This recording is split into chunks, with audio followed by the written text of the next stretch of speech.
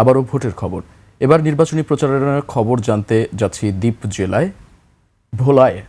ভোলায়। সেখান থেকে যুক্ত হচ্ছেন প্রতিনিধি মেজবাউদ্দিন শিপু। শিপু, কেমন দেখছেন ভোটের হাওয়া, বিস্তারিত জানাবেন?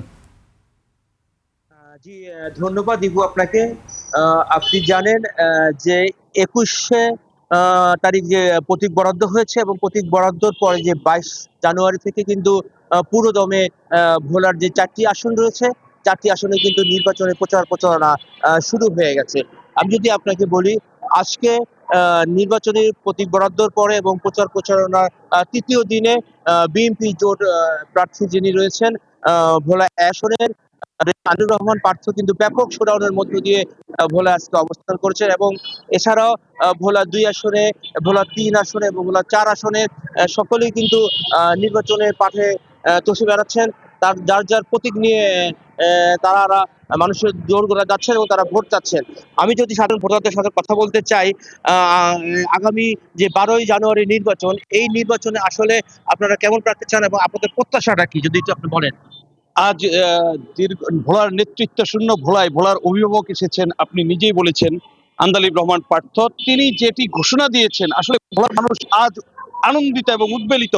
অতীতের সকল রাগ ক্ষোভ ভুলে গিয়ে, সবকিছু ভুলে গিয়ে ভোলাকে মানবিক এবং ইনসাফের নগরী করার উনি ঘোষণা দিয়েছেন।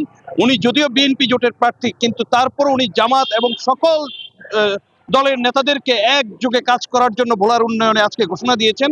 এবং তিনি ভোলার যে পুঞ্জীভূত সমস্যা, গত 50 বছরের ভোলা বরিশাল ব্রিজ, ভোলা মেডিকেল কলেজ এবং বিশ্ববিদ্যালয় সহ সকল পুঞ্জীভূত সমস্যাগুলো দূর করার জন্য সকল দলের সমন্বয়ে আগামী নির্বাচনে ভালো একজন প্রার্থী বিজয় হবেন বলে উনি ঘোষণা দিয়েছেন। তার এই ঘোষণায় আজকে ভোলার মানুষ উদ্বেলিত। উনি গরুর গাড়ি মার্কা নিয়ে লড়ছেন।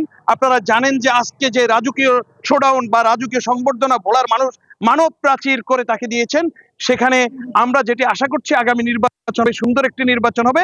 এই নির্বাচনে আন্দালিব রহমান বিপুল ভোটে জয় করার